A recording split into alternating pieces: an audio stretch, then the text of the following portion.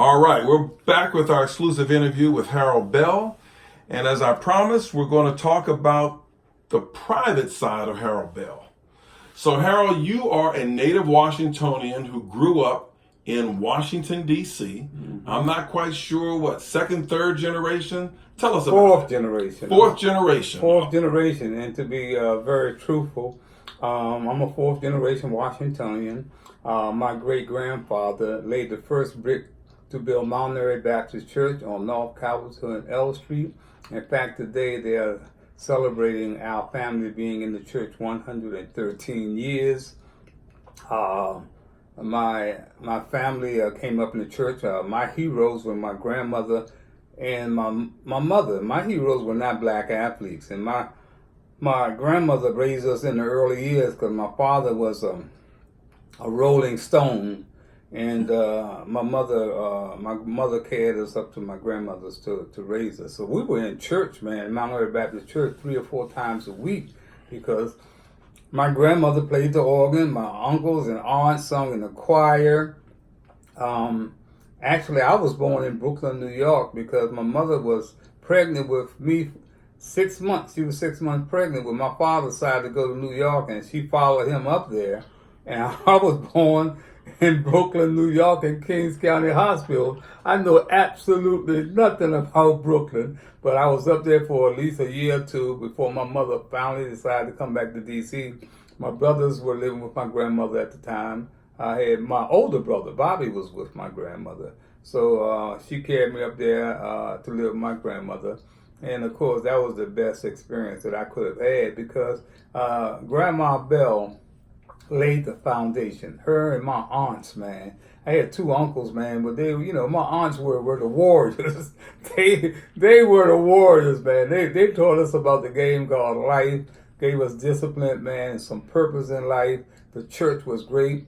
My great uncle Earl Tyler was the preacher after my great grandfather passed, and they passed on the torch. The Tyler House at North Capitol and New York Avenue is named after my uncle, Reverend Earl Tyler. So, I got this community base that I have reaching back from my grandmother and my uncle because on Wednesdays we used to go over to surgeon quarters to see the sick and shut in, or go up to the hospital, up to Freeman's Hospital. So I learned early about giving back when it came to the community. And like I said, my heroes could not hit a baseball out of the stadium, throw a touchdown 60 yards in the air, or shoot a jump shot.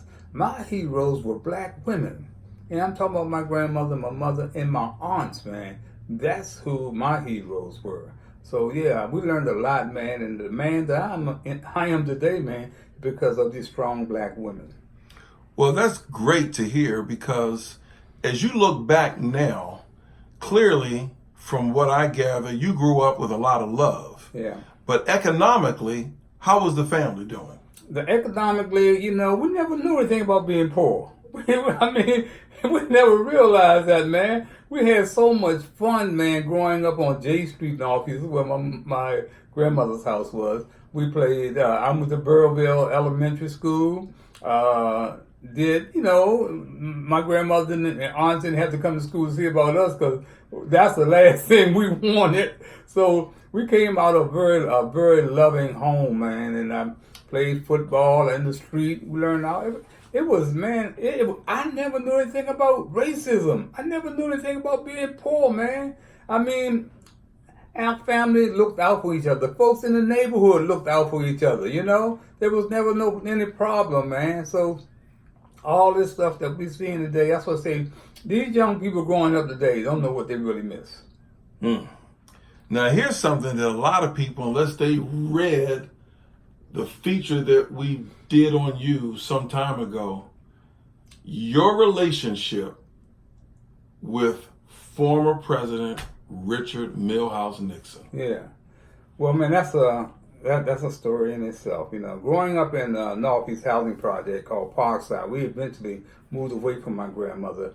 My mother finally graduated. She graduated from Mendoza High School. She had good typing skills and writing skills, and she was able to get a job in in the government and in the government, man, with the general accounting office. So she was able to qualify for a house in the Northeast Housing Project called Parkside, and she came and got us from my grandmother. And I never forget, man, how much when we had to leave Grandma Bell. There was my older brother Bobby, there was me and Bull, my younger brother Earl. So my grandmother made my mother an offer that she could not refuse. She said, "Okay, you can take Harold and Earl, and I'm keeping Bobby," because Bobby was the first, that's who she loved. She loved Bobby. And buddy, we cried and gray as hell, man. We did not want to leave Grandma Bell's house. And Grandma Bell said, "Y'all just shut up, man. You ain't gonna be but 10 minutes away from here. Y'all can come up here anytime you want." So my mother took us over to Parkside, 715 Kenilworth Terrace, Northeast. I'll never forget that. When we turned into the housing project, it was an all dirt road. And we found out later that it used to be a racetrack. And the dump was down at the other end. But, that was an experience. We kind of went wild when we got over there with my mother. It was a tough time keeping up with me and Earl. And but man, in Parkside, growing up in Parkside, it was a great time. Another environment where people cared about each other. We could leave our doors open at night, our windows up, man. Come on, ain't about no air conditioning.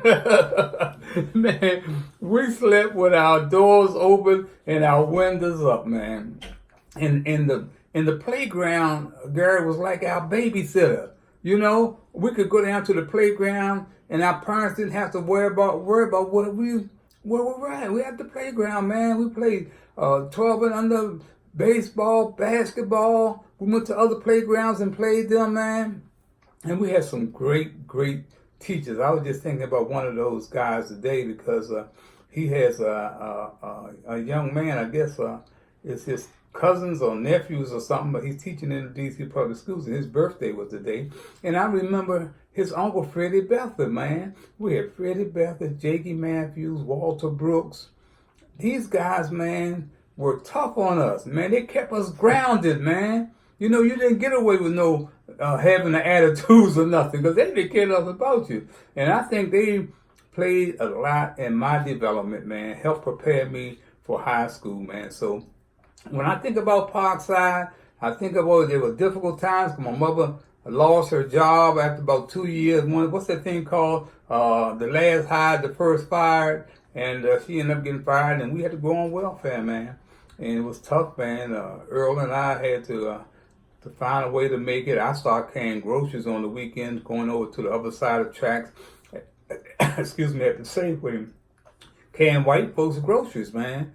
And Earl was a little thug. He would go down on the 8th Street corner in Northeast, and they would hit cash registers. Him and his boys, Dave Bing and some other guys he grew up with, man. They would hit the cash register. And I tried it one time and things got slow, but it was too much drama for me. I told him, "Hey, man, y'all can have this." I was nothing but the lookout guy, but I said, "Man, I can't do this." So I went back to the Safeway, and Gary, on the weekends, my mother used to have these card games, Pitty Pat and Tonk, and she cut $5 on $1 or 10 cents. And she sell chicken dinners and bootleg liquor, beer and stuff. And my mother was raking in the money, man. So we were doing good. But finally, jealousy came in. And all of a sudden, the cops started raiding our house 3 or 4 o'clock in the morning. And I seen them take my mother out in handcuffs while me and Earl was sitting on the steps crying. And my mother would always look back and she said, don't worry, boys. I'll be back in time for you guys to get you guys to church."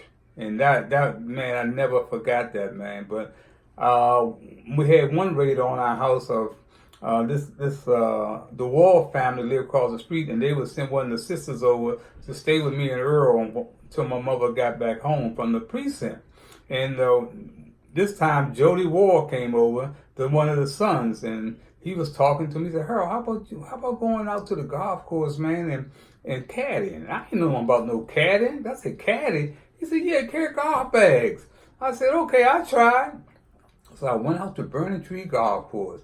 a whole different world, folks. You hear what I'm saying? In Bethesda, Maryland. All right, hold that thought. When we come back, you're going to tell us about Richard the Nixon. whole different world and Richard Nixon.